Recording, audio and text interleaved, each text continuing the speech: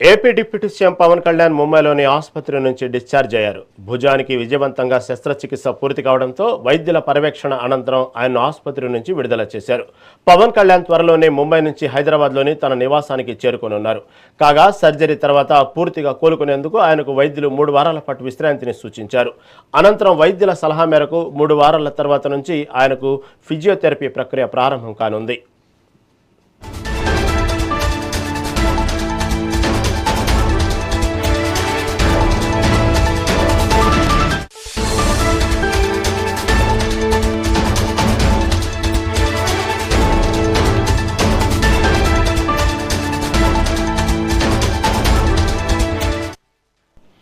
AP deputy CM Pawan Kalyan ముంబైలోని ఆసుపత్రి నుంచి డిశ్చార్జ్ అయ్యారు. భుజానికి విజయవంతంగా శస్త్రచికిత్స పూర్తి కావడంతో వైద్యుల పర్యవేక్షణ అనంతరం ఆయన్ను ఆసుపత్రి నుంచి విడుదల చేశారు.